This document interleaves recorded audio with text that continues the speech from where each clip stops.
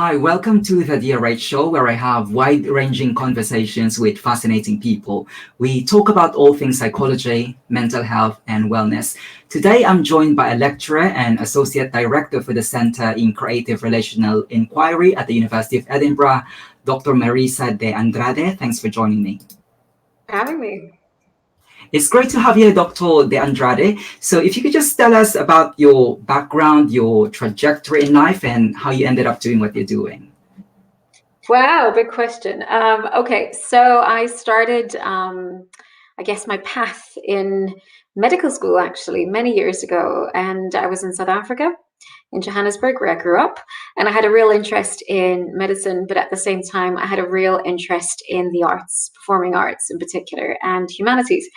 So long story short, I short-circuited my medical degree and I went off to do performing arts, and I was in shows in London, and then I moved to New York, and I ended up doing an undergraduate as well that focused on literature and creative writing. And then I went full circle again, back to the hard sciences. So I kind of flip-flop between science and humanities, arts and humanities, and that was pretty much my life until I realized, hang on, why do I need to keep the two separate? Why can't I try and bring the two together? So I was doing a master's in investigative journalism while I was working in radio, and I came across some really interesting work on pharmaceutical regulation, which inspired my PhD, which then led me to work in public health. And so now I'm at the University of Edinburgh. I'm program director for a master's by research in health, humanities, and arts, which really does bring these two paradigms together, as well as being the associate director for the Center for Relational Creative Inquiry. Indeed. And when I was looking at your university page at Edinburgh, since 2013, according to your page, you've been pursuing a bold program of research called Measuring Humanity. So how do you do that? It's sort of, I would describe it as a subjective construct. So how do you measure it? Well, I guess that's the whole point of it. I think, so yourself being, working in the clinical realm and in the biomedical realm, where we're constantly trying to think about how do you prove things, how do you measure things, how do you know that something is true or not, that something is real or not, how do you create evidence for something that then informs policy and changes practice. And I think traditionally, historically, we've been taught, because of the way the pendulum has swung in philosophical debates, that the biomedical model, the positivist model, is the right model, is the rational model, is the one that kind of gives you the answers that you need in this world. And what I'm proposing is an alternative paradigm that is very complementary. So it's not saying that that's wrong, but it's saying that that's only part of the picture. And so unless we're able to really connect with a different part of the human experience, and being human is incredibly subjective, how we feel, how we relate, how we are in the world, our context, our circumstances, our background, what we look like, what we sound like, where we live, all of that is a crucial part of the puzzle of understanding what makes us well or unwell, and everything else that comes with being human. So what I'm proposing is that we really start unpacking this notion that we can only measure or capture evidence in a very particular way. So it really works with this notion of challenging, these concepts and constructs that we work on, which I would say are very narrowly defined, and actually miss out a lot of the picture, and sometimes are very misleading and sometimes inaccurate when you work with certain populations. Brilliant. Can you please talk us through some of the projects of Measuring Humanity? And you mentioned earlier something about policy making. Can you share to us some specific policies that you have influenced as a result of Measuring Humanity? So I guess it started off by thinking about, it was a health board in Scotland, a local health board, that conceptualized the first study really and funded it to be a framework to really capture what we called softer outcomes. So, and I would argue that they're not soft at all. They're actually very hard. How do you measure things like trust? How do you measure things like love and relationships? And I love that, softer outcomes. Yeah, softer outcomes. Like you can put it on a scale, and you can say on a scale of 1 to 10, I'm feeling incredibly happy today. But what does that even mean? Because what is happiness for you is not happiness for me, and my idea of a 1, maybe your idea of a 3, and then you start getting into really realizing that many of the well-being scales that we create for ourselves, or have been created for policy reasons, are actually very subjective, and are very open to analytical unpicking in a way to really question the context of each particular statement. Let's put it that way. So some of the policies that we've been involved in at a local level have been very, very simply about changing actual policies that can make a difference to people's lives. So we started at the local level, at the community level. So things like behavior change campaigns, so stop smoking campaigns, and how do you get people to stop smoking, which as we know, is a massive killer. So how do we start doing that? And so this kind of research informed local stop smoking campaigns for marginalized groups, thinking about behavior change in that way.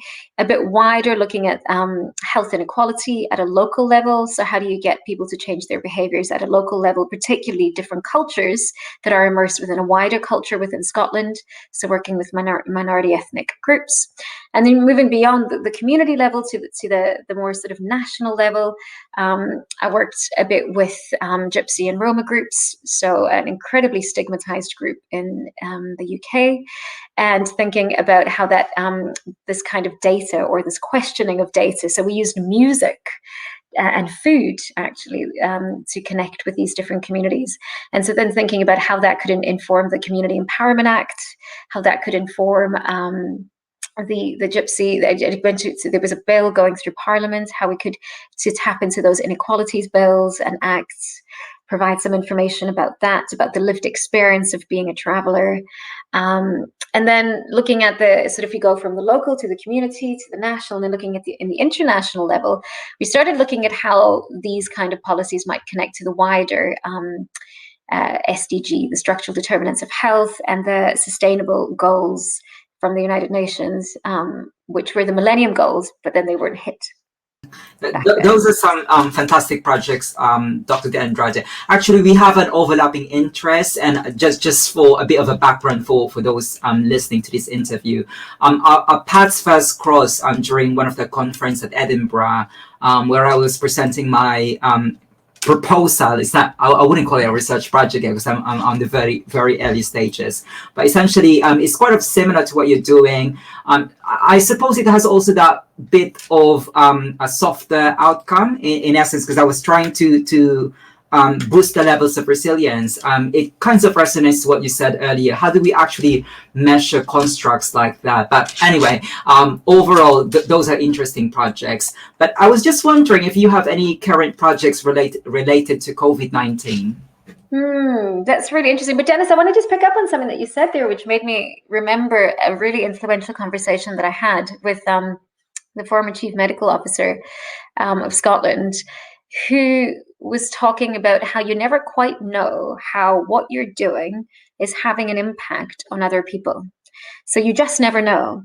And the story that I was told was about how there was a very influential teacher in his community, in his school, who said and did something that then impacted on his ability to keep going, to keep studying, to keep learning, to keep going. And the sort of the take-home message was, there was a little wave, a little ripple that was created by this individual who made a massive influence, or made massive difference in his life, and then as a result made a massive difference on arguably the whole nation's lives in some way, because of the policies that he went on to create. And I mean, I'm completely paraphrasing that story, but the moral of it for me was, you never quite know the difference that you're making. And you never will have the means and the capacity and the ways to collect that data to know, because it's like a ripple in the ocean. You can't capture that, but it's out there. So, so perhaps the work that you're doing here is doing something similar, but, how do you know? I mean, maybe you'll get metrics, maybe you'll get viewer numbers and all the rest, but how do you really know? And the answer is maybe you don't, but you will believe that you're doing something that will change somebody's life. So that's something that I just kind of wanted to put out there about the work that you do and other people do who are not necessarily having that instant data arriving to prove anything. It doesn't mean it's not happening. So your question that you just asked me there was about COVID and if I had any projects related directly to COVID.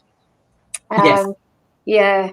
So not me personally, I'm not doing anything directly related to COVID. I'm supervising a PhD student who's looking at power, the notion of power within policy making, decision making, evidence-based policy making in relation to how different countries have reacted and responded to COVID.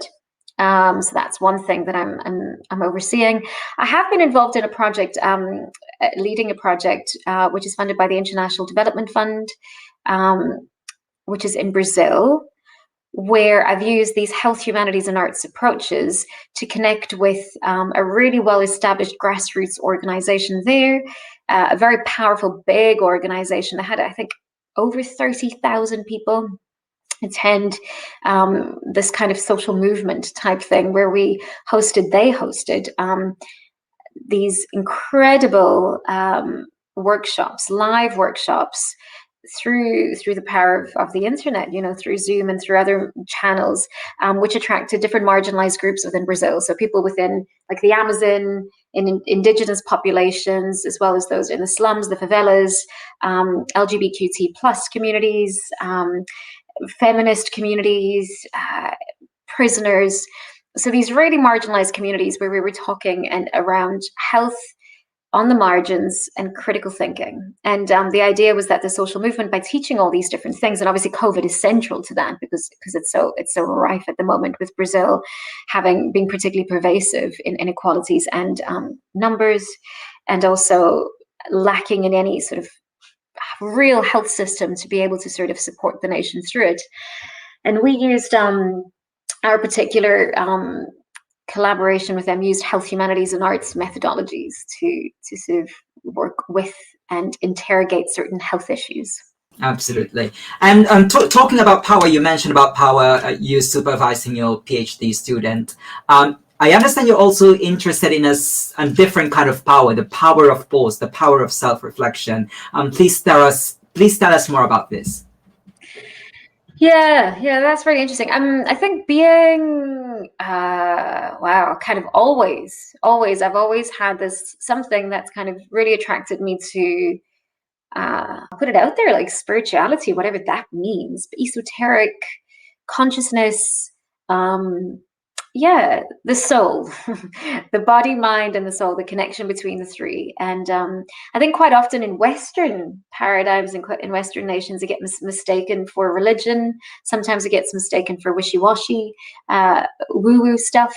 For me, it's been something very different. It's been partly because of my own personal struggles and also collective struggles. I grew up in South Africa, and then obviously life and everything that life throws at you.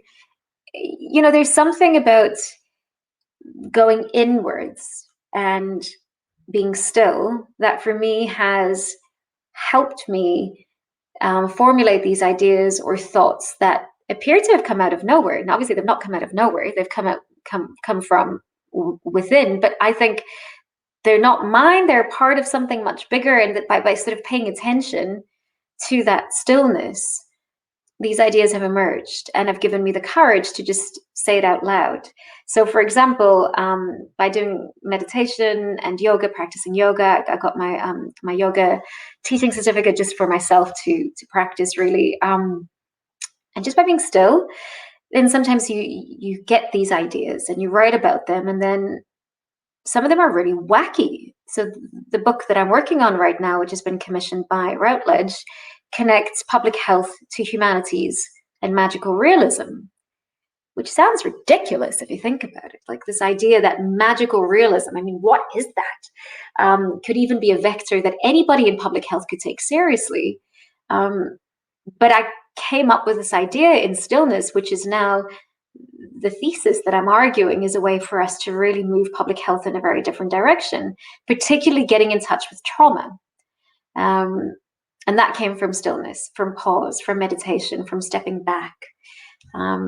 So yeah, I think it's incredibly powerful. I've got a toddler now, so it's much more difficult, but I used to try and go on meditations once a year and sometimes spend up to 10 days in silence. Yeah, highly recommended. Yeah. Absolutely. My idea of power of pause is because I'm working at home even before pre-COVID. I was just I just try to have my bedroom digital free. I don't bring my phone, and I also have two phones. One is business related and one is personal related. That's how I try to sort of silence the noise on my background. But good points there, Dr. De Andrade. Now you sort of touched upon this earlier, but I understand that another aspect of your work is citizen empowerment. Now, when I hear that word citizen and empowerment, that kind of reminds me of the notion of politics. So if you could just explain, how does this relate to psychology and mental health? No, I think you're right. I think that's part of the danger, isn't it? Because I think so often these constructs or concepts then become very political issues. Citizen empowerment, I think, is one of them.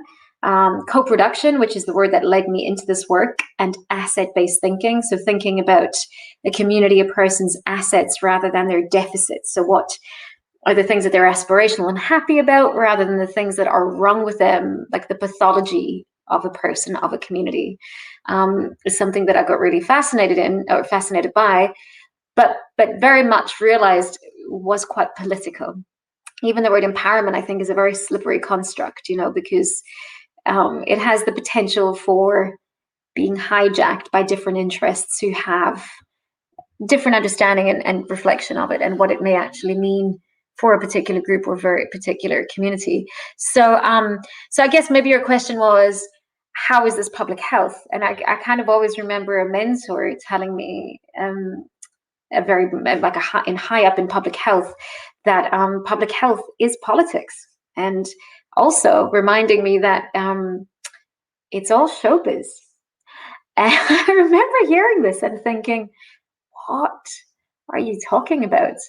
But if you really think about all the big decisions that are ever made in public health or in any big sector, they're very much linked to political decisions and political arguments, and the two become quite entangled. And so understanding that everything we say, and importantly how we frame it, is a political action, helps us realize that really you need to get beyond and below the words in order to see, well, who actually is being spoken for, who is not being spoken for, whose voice is left out of this narrative, and how is this particular framing? So obviously, I'm thinking of Foucault here in discourse analysis. How is this particular framing of this particular issue telling me something about the haves and the have-nots, those who are in power and those who are not in power? And it's so around us all the time. It's like we're fish in water, really, that we don't even realize it's our environment. It's just the air that we breathe, really. So kind of I invite you to be really critical when you see something, and thinking behind the headline, behind the policy, behind the discourse, what is being said, and more importantly, what is being unsaid, what is the unsayable, what is being silenced. And for me, that's the link, between politics and public health. Now, I have to be honest with you, Dr. De Andrade. I have different opinion of that. But this conversation actually reminds me of an interview I carried out last year with Professor Alex Haslam. You might have heard of his name. But also Professor Alex Haslam said that everything is politics, everything is political. He said even physics is political, and he kind of remind your answer kind of remind me what Professor Alex Haslam told me last year. So for anyone who wants to explore more on that area, they can go to one of my interviews with Professor Alex Haslam. But going back with Dr. De Andrade. Why do you disagree, Dennis? Why do you disagree? I'd be interested to know. Because I was under the impression that psychology or any other discipline should kind of tell us how to think, not tell us what to think.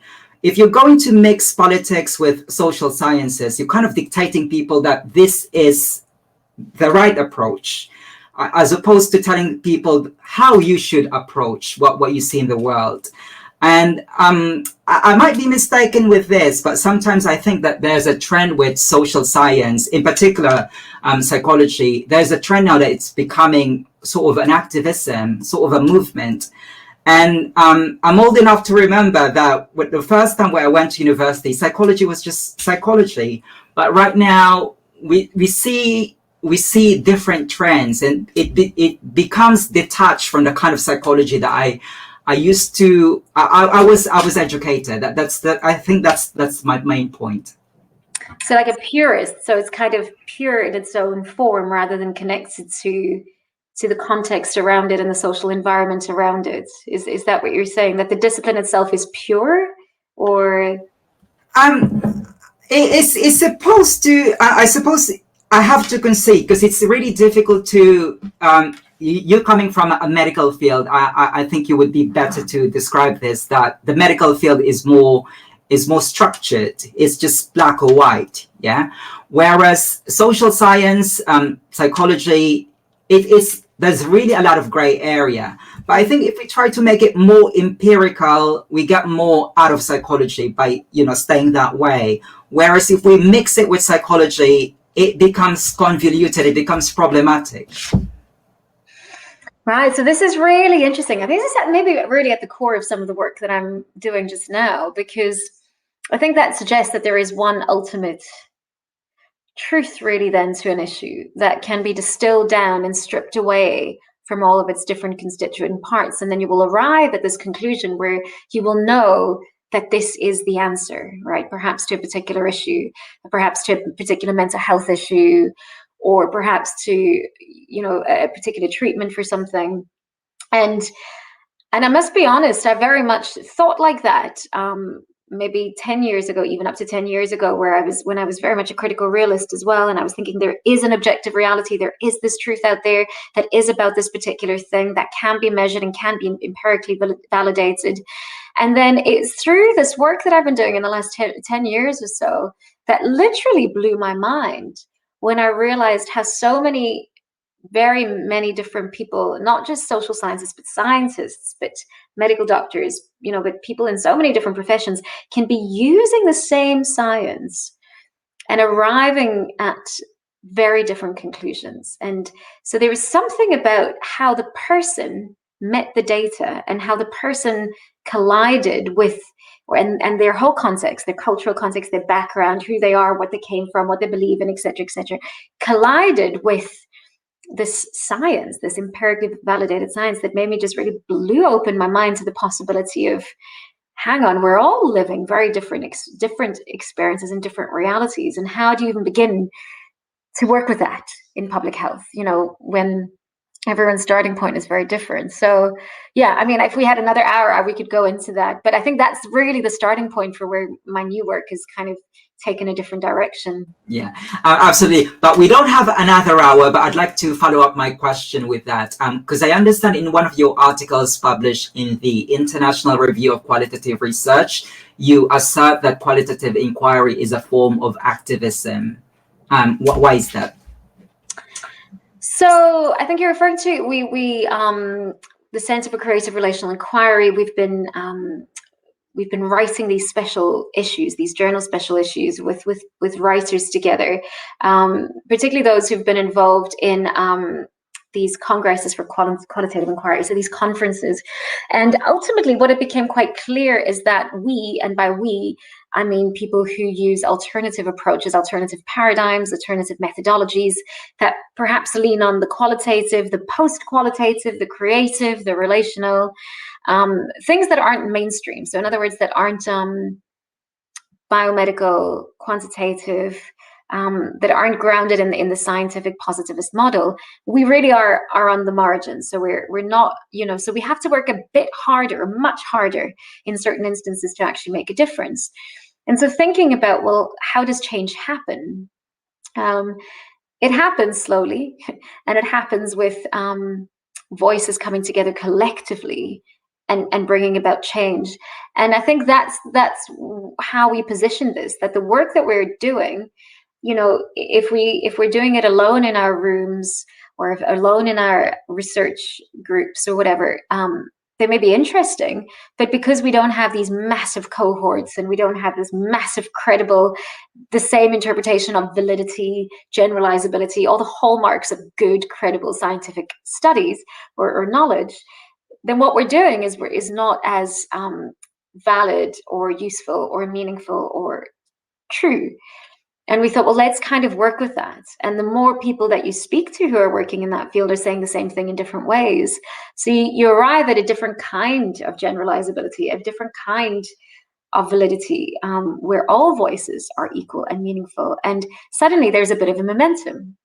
And that momentum, we see as activism from within the academy, because we're having to work very hard against the funding structures that are in place, the rating structures, what makes a 4-star ref paper, like a high quality paper for institutional review purposes and financial purposes and career progression purposes, versus big studies that then get big money from big funders and are published in the best journals. So it goes on and on and on and on. And all of that is set up because we see knowledge. The academy sees knowledge. The world, like society at large, sees knowledge in a very particular way that was constructed by certain kinds of people for certain kinds of people. And that quite naturally excluded, and I'm generalizing here, but tended to exclude those that weren't in power, the most marginalized. So the work that we're doing now is really questioning the kinds of knowledge that are accepted, that is accepted as knowledge, and creating alternative kinds of knowledge that push against those conventions. And by definition, that is activism. Mm-hmm. And of course, if you work within the community, as you've phrased it, you work within the marginalized community. So that's a very specific population. How do you transfer your work to the general population? Yeah, that's a really good question. I've been thinking about that as well, because again, part of the thesis for the book that I'm writing, it's not just for tackling inequalities, because even the way that you phrase that there, Dennis, is really interesting. I work with marginalized groups, but multiple marginalized groups. And so what I've found is that it doesn't matter if I'm working with the deaf community or a community that is marginalized because of quote unquote severe mental health issues, or what other groups, sort of the BME groups in the UK, BAME groups, Black, Asian, minority ethnic groups are considered marginalized.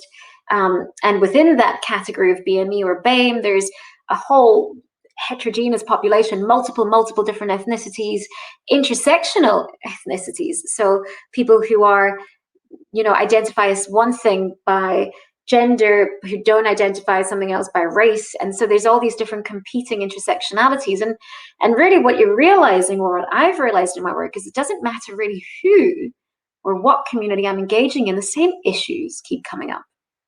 So this is really issues-based. So I would argue that it isn't a marginalization. It's an issue of the construction of knowledge. And it just so happens that the test bed for it has been on the margins. But really, for me anyways, this is about how knowledge is constructed, created, and propagated in society. And it doesn't really matter which community you're engaging in.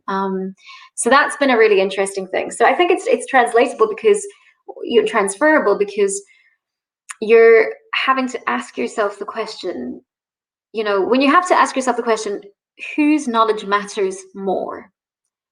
And why is this accepted as the right knowledge versus that which is the lived experience of the person, perhaps, or an alternative view? Who decides that alternative view is not good enough or not right enough? And I think therein lies the answers to where we end up in society. Okay. Now, I apologize for the next question, Dr. De Andrade. I'm coming from a position of ignorance.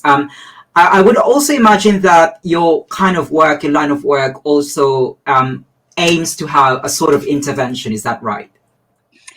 So no, I know what you mean. And I guess, yes, technically by definition, you would see it as an intervention in public health. But we kind of, I try to not think of it as an intervention, because that implies that it's something, for me anyways, I see it as something that's applied to a population, right? As if I am in a position of power and I'm intervening because I have thought about what might be the best thing for this particular population, and therefore an intervention is created. So, I mean, the framing is a bit different, because it isn't an intervention in the sense that the people who really the change should be happening to or with should be in charge of that co-creation, co-construction, whatever it is that they're doing. Does that make sense? Which is slightly different, I think, to your understanding in psychology of what an Yeah. intervention is, right? Mhm. Yeah. I suppose I'd like to frame my question this way, regardless of whether it's an intervention or an outcome. You're looking to improve something, and what I'm trying to ask is, do you expect to have a sustained improvement or a measured outcome, or with what you're doing, do they just taper off at a certain point? This is really, really, really a big question, and the biggest problem we have is sustainability with everything, really. Unless there's a lot of money being invested in a very particular issue or a very particular cause, ultimately, how do you sustain anything?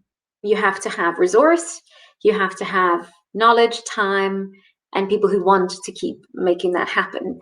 The reality is that a lot of these different issues are, again, it goes back to the idea of it being linked to politics. They're quite timely, policy-driven, sometimes political issues that come up and then go away.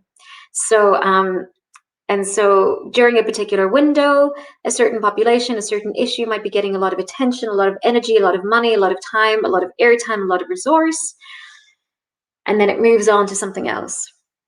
So what happens to that community? What happens to that issue? What happens to that intervention, if you want to think about it that way? It's no longer in the limelight, something else is. So then the question is, well, how do you maintain anything? So you're constantly having this almost like parachuting effect where you're going in, doing something meaningful, coming out, going in, doing something meaningful, coming out, but no sustained impact. And so this is where a lot of the work that we're doing is not so much about, it's about changing the idea of what you are measuring, right? So again, it's like going back to this concept of measuring humanity. Am I ever going to be able to do the things that I would like to do for that community? The real answer is probably no, unless something drastic changes at a systemic level, and that's not going to happen. I don't believe. But what can change? The way we work with these issues, the way we conceptualize these issues, the way we take this thinking to influential policymakers so that they start thinking differently about measurement, differently about outcomes, differently about individuals, communities, and people. So rather than sort of framing certain issues in particular ways, like with the mental health community, lack of capacity, lack of insight being problematic, or leading to some pretty challenging personal outcomes for that particular individual, realizing that maybe our definition of insight is problematic and the way we conceptualize and work with that. So that's the work that we can do. Do you see what I mean? So we're kind of changing the goalposts a bit. We're not looking for something linear to measure. We're looking at actually changing the culture and the way that we think about these things. Mm-hmm. Now, you mentioned you alluded to an interesting point earlier when you mentioned something about wishy-washy. So I was just wondering, how do you kind of approach those people who are skeptic of your research, of your line of work, where they would describe it as wishy-washy, airy-fairy, or pretty much commonsensical? No, I think yeah. So I don't. Yeah, I mean that's interesting. So I think I spent a long time at the start of my career trying to get my work to fit into a particular box and to essentially game the system, right? And the more I read about it and thought about it and was true to myself, the more I realized I'm part of the problem. And I remembered the words of somebody who actually spoke at my graduation, I think, who said, be bold. You have to be bold because you never know when you're walking through an open door. Those words have always stayed with me. And I just thought, well, why does this feel so incongruent with there's something about what I'm doing that doesn't feel particularly right. And I kind of now understand it to be that I'm trying to fit, as you said yourself, soft, like you kind of laughed and you resonated with the idea of things like love, intimacy, trust, relationships, and trying to put them in a place of rationality, scientific thinking, as if affect and emotions are always rational. I mean, come on, we've all made decisions that are not particularly aligned with our own best interests. So what is that? And more importantly, how do you work with that? The human experience. How do you work with that human experience? And so while we can dismiss it and we can throw it away and we can rubbish it and all the rest, an alternative way of working, which is what I've pursued and what I'm continuing to do, is to work with it. Right? So work with it as a concept, work with it as a construct, and really try and enter the debate in a credible and meaningful way. So to really ask people who work in public health and work in policy making and work in science to truly reflect on their own value system, on their own research, on their own process of analyzing, and on their own being, their own way of relating, and to honestly sit back and say whether or not all of their work is objective. To sit with that. And then more importantly, to sit with the work that they're doing and the feeling that it brings up in them because of the experiences that they have had and continue to have at every single moment with every other human being that they come into contact with. And we all know that something happens, these moments of connectivity, these moments of consciousness, moments of affect, like something happens like this kind of, and you can't quite always put a name to it, but there's dynamic movement. So how do you capture that and how do you work with that? And so, the idea is that you plug in these different theories and work with data in a very different way, which makes it credible because you're questioning, okay, what is your reality? How do you define reality? Ontology. Why do you assume that we all have the same nature of reality? Let's have a conversation about that. Let's have a conversation about the philosophy of science. Okay. Then let's talk about knowledge. Epistemology. How do you know that what you know to be true is true for that person, for that population? How do you know that? So really working with epistemology and getting into the real foundations of what research actually is, which quite often in public health we don't do. We just assume there is a version of reality, a way of accumulating knowledge and analyzing knowledge and outcome or findings. And so really I'm kind of going beneath. So actually it's not wishy-washy, it's whole. Mm-hmm. Mm-hmm. Now, I would imagine you have a varied list of your publications, but is there one from your publications that stand up from memory? I think the one that I just think is the most interesting, not that it was it wasn't, what it was a conversation starter where the first time I was bold enough to actually question whether or not what was being published in medical journals really reflected the essence of the person that we were connecting with. And it came off the back of doing a competition by a charity called the Health Foundation. And we did something called X Factor for Evidence, where we worked with the notion of evidence on a particular issue, a health issue, which in our case was obesity. And I kind of dove into it through the lens of creative relational inquiry. So how might we explore obesity? What might evidence be for obesity through the lens of creative relational inquiry? So rather than starting with a massive data set or with something huge and scientific and biomedical, I started with a poem. And then I started telling the story of the individual whose reality, whose lived experience of living with obesity was very much influenced by her experience of trauma, childhood trauma, and how that connected with the school system, which then marginalized her and kind of on some level berated her for being overweight through a BMI index, which wasn't aligned with her lived experience of the fact that her mum, single mum, didn't have the money, was on benefits, so couldn't really afford to feed her healthy foods, which are much more expensive than the cheap junk food, which makes people overweight and obese. So then obesity no longer becomes the problem about the individual and BMI, but about the system again.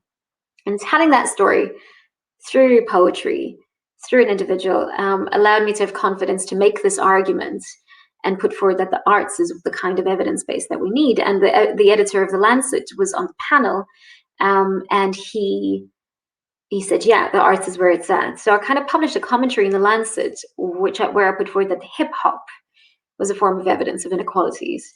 And it was just a thought piece, which really captured the imagination of a lot of people and made me realize that actually it's okay to say things and put things out there that test the waters, even if it feels wishy-washy, right? Mhm. Thank you. Well, we're already coming towards the end of the interview, Dr. De Andrade, and we learn about your work as a professional, as a researcher. Now, with the last questions that I save, we kind of learn about you as a person, as a human being. So, are there any tips for those who want to follow your footsteps? Oh, which footsteps would those be? As a qualitative researcher. Yeah, I mean, for me, the most fulfilling part of my career has been the last few years, which is to actually, to be honest, has been on some level the easiest. What I mean by easy is it's just felt more connected and more aligned with my own truth. All right, and maybe that truth isn't particularly necessarily aligned with what is out there and what I'm meant to be doing, what I should be doing, what I could be doing. But actually, it's not. It doesn't matter as much as it used to. Like, I know I could be pursuing more like projects with more money, ideas that are more academically lucrative, but that doesn't fit with me and who I am. And so maybe there's something about really knowing who you are and just getting in touch with that feeling within yourself about, you know, am I doing things for the right reason? When I get out of bed in the morning, do I kind of go, oh, I don't want to be doing that? Are you constructing a future for yourself that you don't want to be a part of? Or are you listening for the call and just going with that? And this idea, public health, humanities, and magical realism, a creative relational approach to researching human experience, which is the title of this book that I'm writing, is really wacky. But writing it is such a joy because it's really allowing me to put things into words that I'm just saying. Do you know what I mean? That really matter to me. Absolutely. So yeah, being true to yourself. Okay. And who inspires you both professionally and personally? So I've recently gotten in touch with an interesting collective of phenomenal people who are really challenging knowledge and what knowledge actually means. So it's through a charity, a philanthropist charity called Kelly Chase, and they've sort of funded people who have ideas that really challenge traditional conceptualizations of knowledge, and particularly linked to inequity, right? Social disadvantage, social and multiple different disadvantage. And you just think, wow.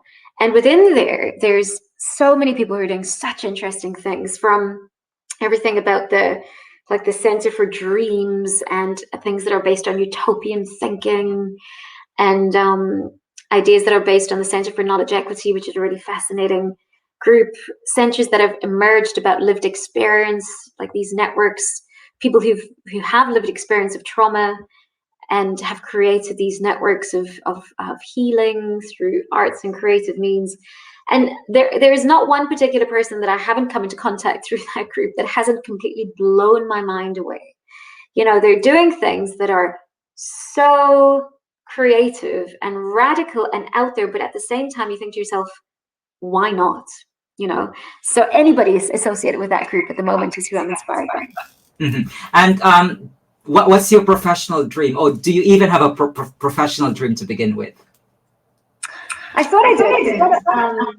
I thought part of what I wanted was to climb the academic ladder and do the thing and, churn out publications and climb and climb and climb and climb and be a professor and whatnot. And I'm not saying that that's not something, it's not that I'm not interested in that. It's just that what I found the most joy in recently has been actually supervising amazing PhD students who are doing like-minded, interesting PhDs in this work and masters in this work, getting in touch with other people who are doing these kind of creative, fascinating projects like the ones I've just explained, aligning myself with them.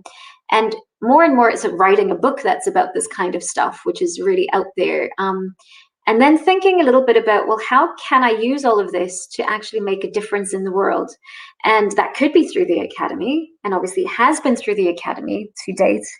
But but also like where does this tip into advocacy and real world stuff and community interest companies and working with community members in a way that's by and for the people that that are a part of this work. So yeah, just I don't know, increasingly it's about just like what will actually make a difference and just trying to keep connected with that idea. And what do you think you would be doing if you didn't work as a researcher? I would be doing a lot of meditation and then writing a lot off the back of it. I always get really inspired when I go into deep silences and then come out and I write. I also love performing arts, like really like performing arts, and I'm into this kind of like healing movement kind of groups and really interesting. I'm fascinated by consciousness and what that means, and I love traveling and meeting people and meeting different people in different cultures. So I kind of think I'd be doing the same thing, but without the pressure of having to, publish, getting grants. I would just be doing it from a much more like a non-directed way. Yeah. You could have been a travel blogger. Does that even exist anymore? Yeah, but that was I used to be one. I used to be a travel blogger before I came into this country, but that was a long time ago. Now, finally, I'm Dr. De Andrade. What else is in the pipeline? If people wanted to reach out to you, what platforms can they get in touch with you at? Dennis, you're going to turn over and you're going to go, what?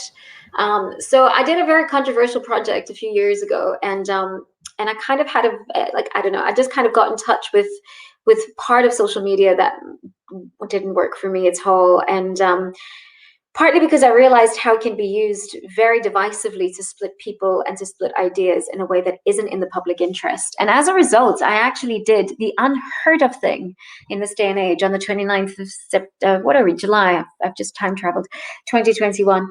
And I came off pretty much every social media platform. And even through COVID, I have been connecting through people I care about very intimately and personally through my WhatsApp groups and my email at work. So I guess the long and the short of it is I'm not very good at self-promotion, nor am I on all these different things, but you can always reach me through the University of Edinburgh, where I have a Research Explorer page with my email address, through the Centre for Creative Relation Inquiry, because they do have a social media channel. And maybe in future, I don't know, I'll resurrect myself as some social media person. But for the moment, I'm just enjoying the silence. Brilliant. I've been planning, I'll be honest with you, I've been planning to kind of like detach from social media, but it's already embedded with my line of work, because I've been on Twitter for 12 years, and Twitter has changed a lot for the past 12 years that I've been on it, and I'm starting to dislike Twitter, but hopefully I would have the same courage as you do to completely shut out of Twitter. But yeah, for the meantime, I'll stick with Twitter. Anyways, Dr. Marisa de Andrade, it's a pleasure having you here on the DRH show, but unfortunately our time is up. I look forward to hearing more about your work. It's been really lovely to talk to you. Good luck and keep doing what you're doing. Very inspiring stuff.